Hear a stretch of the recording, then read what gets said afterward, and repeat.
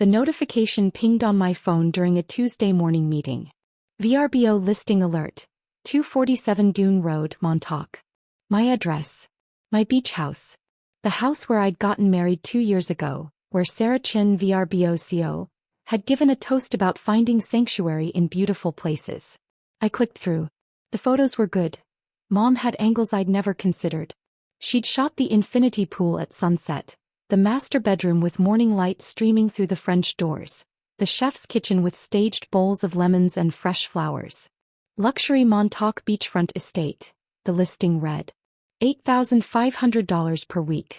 Sleeps 12. Private beach access. Infinity pool.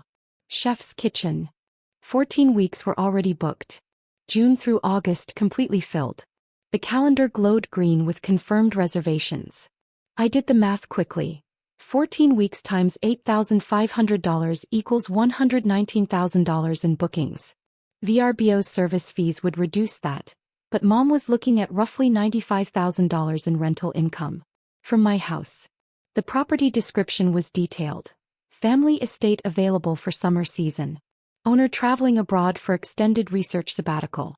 This stunning oceanfront property offers the ultimate Hamptons experience with 4,000 square feet of luxury living space, private beach stairs, heated infinity pool, and sunset views that will take your breath away.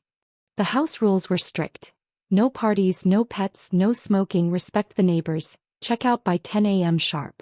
There was even a guest manual linked, a PDF I'd never seen, professionally formatted with check-in instructions, Wi-Fi passwords, restaurant recommendations, emergency contact numbers, and a list of house rules that ran 3 pages. She'd put genuine effort into this fraud. I scrolled through the reviews from her profile. This wasn't her first listing. She'd apparently been renting family properties in the Hamptons for 3 years. 47 5-star reviews. Margaret is an amazing host. Communication was excellent and the house was even better than the photos. Can't wait to return next summer. Best vacation rental we've ever booked. One review from last August made my stomach turn. Margaret was so accommodating when we had questions. She even drove by to drop off extra beach towels. Such a personal touch. She'd driven to my house. To service her rental guests. At my property. My phone buzzed. A text from my brother. Did you see Mom's excited about her rental business expansion? She's buying a Range Rover with the deposits. Dad says she's a natural entrepreneur. I set my phone face down and returned to my meeting. The presentation on Q2 marketing strategy suddenly felt very far away. My colleague was talking about conversion rates and customer acquisition costs, but I was calculating a different kind of cost. 3 years of unauthorized use. 47 rentals. How much had she made from properties that weren't hers? That evening I sat in my apartment, the modest 1-bedroom in Brooklyn that Mom loved to call, that starter place you're still in, and fine for now but eventually you'll want a real home, and opened my files. The beach house deed, purchased in 2019 for $2.1 million. My name only. Emily Catherine Whitfield. The mortgage statements, paid from my account every month for 61 consecutive months. The property tax receipts $47,000 annually, my signature on every check. I'd bought the house with my first book advance, a technical manual on software architecture that had unexpectedly become an industry standard, and 3 years of saved royalties. Mom had called it a nice investment property when I told the family over dinner. Dad had suggested I might want to get professional property management advice since this is a bit beyond your expertise. My brother had laughed. Guess we know where we're spending our summers now. Better stock the fridge, sis. I'd never offered it to them. They'd simply arrived. The first summer they'd shown up with soup cans for 2 weeks in July. Family bonding time, Mom had announced from my driveway, already unloading. I'd been there working on my second book, using the Atlantic as inspiration for a chapter on distributed systems. The parallels between wave patterns and data flow. They treated me like staff, asking me to pick up groceries from the specific organic market 40 minutes away, make dinner reservations at restaurants that required 2 months advance booking, arrange beach chairs at the private beach club, coordinate a fishing charter for Dad. When I'd mentioned I was trying to work, that I had a manuscript deadline in 3 weeks, Dad had said, "You can write anywhere. This is family time. You need to learn to balance work and what matters." Mom had added, "Don't be antisocial. We came all this way to spend time with you." The second summer they'd come for a month. Without asking. I'd been in the middle of a crucial deadline, technical edits on 3 chapters due simultaneously, and had to rent a hotel room in town just to have quiet. The Montauk Manor, $425 per night for 12 nights. "So sensitive," Mom had told her sister on speakerphone while I'd packed a bag. "Can't even enjoy her own house. I don't know where we went wrong raising her." This past summer I hadn't gone at all. I'd spent July and August in a writing residency in Vermont, a competitive program I'd applied to 3 times before being accepted. When I'd returned in September, the house had smelled like other people, multiple other people. Different shampoo in the bathrooms. The linens were changed to a thread count I'd never purchased. The refrigerator had been cleaned out completely, professionally, with none of my staples remaining. A guest book sat on the coffee table filled with names I didn't recognize and effusive thanks to Margaret for sharing this paradise. And "Margaret, you've created such a welcoming space, and thank you, Margaret, for the best family vacation ever." I'd said nothing. I'd photographed everything. Every page of the guest book. Every receipt I found in the trash. Grocery deliveries, cleaning services, pool maintenance. All billed to my address, paid from accounts I didn't recognize. Now looking at the VRBO listing, I understood. Mom hadn't just been using the house. She'd been monetizing it. While telling her friends about helping my daughter manage her little beach property, while suggesting to relatives that I didn't really have the temperament for property ownership, she'd been pocketing $8,000 per week from strangers. The gambler's fallacy, I thought. That's what I'd been doing with my family. I'd studied it for my first book. A cognitive bias where people believe that past events influence future probability in independent random events. Feeding coins into a slot machine waiting for the jackpot. The gambler thinks, "I've lost so much, I'm due for a win." But statistically, the jackpot doesn't come more frequently because you've already lost. The house always wins. I'd been playing a rigged game with my family, convinced that one more summer, one more boundary violation, one more silent acceptance would finally trigger their recognition that I deserved dignity. That I was successful. That I'd earned respect. The jackpot was never coming. I opened my laptop and searched for Sarah Chen's contact information. We weren't close friends, but we'd stayed in touch since the wedding. She'd sent a handwritten note after my second book came out. "Your insights on system architecture are brilliant." I shared Chapter 6 with our entire engineering team. I'd sent her flowers when she'd been promoted to CEO. Our relationship was warm, professional, built on genuine mutual respect. I drafted an email. Subject: Property Fraud Alert, 247 Dune Road, Montauk. "Sarah, I need to report fraudulent activity on your platform. The listing at 247 Dune Road, Montauk, listing number 847392, is my property. The account holder, Margaret Whitfield, is my mother. She does not have permission to list, rent, or operate any business from this address. I am the sole owner with full documentation. 14 reservations are currently booked without my authorization or knowledge. I'm available to provide deed, mortgage statements, tax records, and any verification needed. I apologize for the disruption this will cause to guests, but these are fraudulent bookings." I attached 3 PDFs. The property deed showing sole ownership, the most recent property tax bill with my payment confirmation, and a photograph of my driver's license showing the Montauk address. I sent it at 9:47 p.m. The response came at 6:23 a.m. "Emily, I'm horrified. Our trust and safety team is on this immediately. Are you available for a call at 9 a.m.? This is completely unacceptable." The call lasted 12 minutes. Sarah's voice was tight, controlled fury on my behalf. "This is exactly the kind of fraud we've built entire systems to prevent. The fact that it's your own mother makes it worse, not better. Family relationship doesn't grant property rights. I'm so sorry you're dealing with this. What happens now?" I asked. "Every reservation gets cancelled within the hour. Full refunds processed immediately. We absorb that cost, not the guests. Her account is permanently banned from our platform and flagged across our industry network. Our legal team will send a cease and desist by end of business today. If she's collected any money that hasn't been paid out yet, it's frozen pending investigation. And Emily," Sarah's voice softened, "I remember your wedding. Your toast about finding a place that felt like home after years of not feeling at home anywhere. You talked about the sound of the waves being the first thing that ever felt like peace. This violation is unforgivable. By 10 a.m., my phone was vibrating continuously. Mom's calls, 7 in the first 20 minutes. Dad's calls, 3. My brother's single text, "What did you do?" Mom is hysterical. I silenced them all and went to work. I had a meeting at 11, a presentation at 2, a deadline at 5. Life continued. The documentation from VRBO arrived by noon. A PDF titled Account Termination Violation Report detailed everything. Margaret Whitfield had operated fraudulent listings at 3 addresses over 37 months.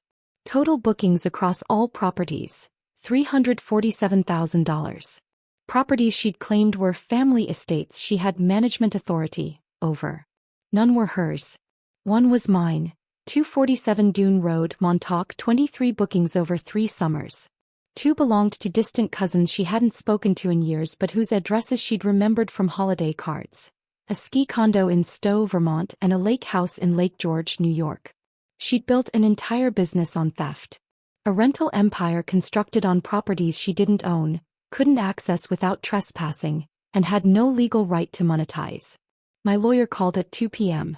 Janet Chin, no relation to Sarah but equally competent. I've reviewed everything you sent. The cease and desist is ready. But Emily, you should know, there's potential criminal liability here.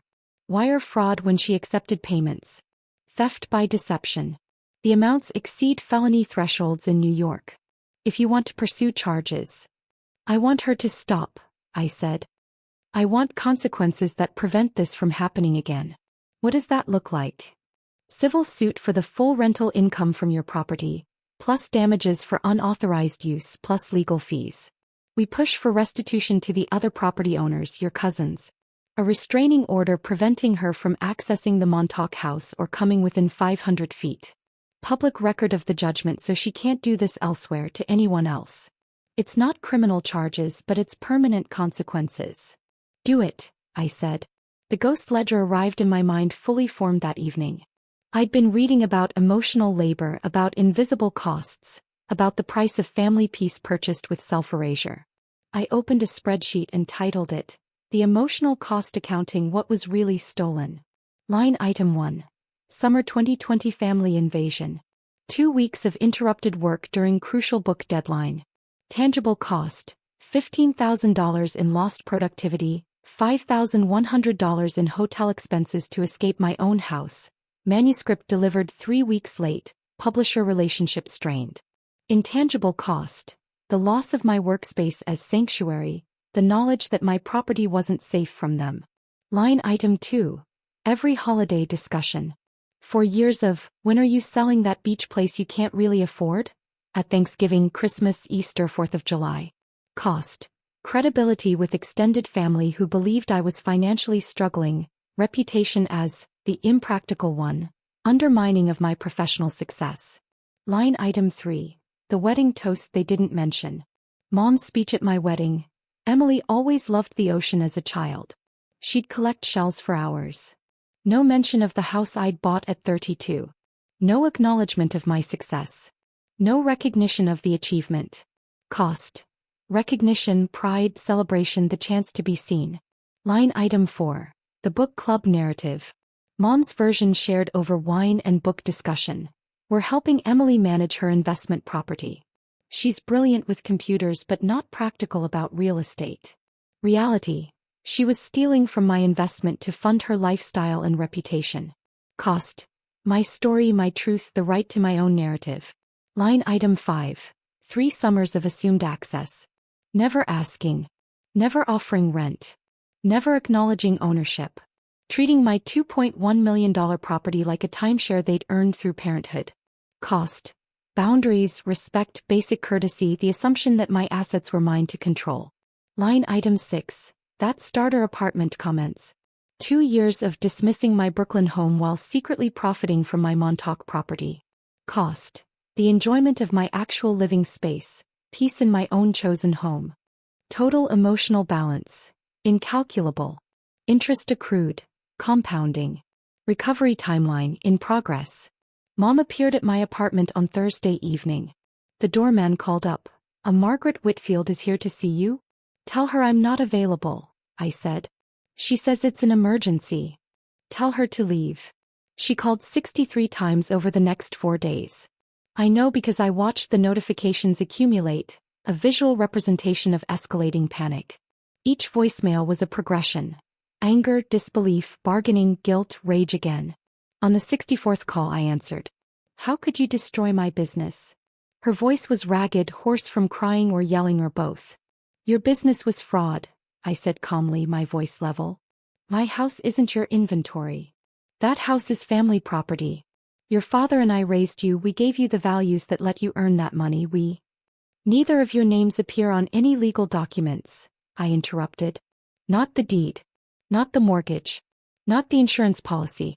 Not the tax bills I've paid for 5 years. The house is mine. The decision to monetize it should have been mine. You stole from me and called it family. We raised you. We gave you everything. You wouldn't exist without us. I thought about this. The familiar guilt trigger. The weaponized gratitude. The unrepayable debt of existence. You raised me, I agreed. That was your obligation as parents. It doesn't grant you lifetime access to my assets. I don't owe you my beach house any more than I owe you my kidney. Both are mine to offer, not yours to take.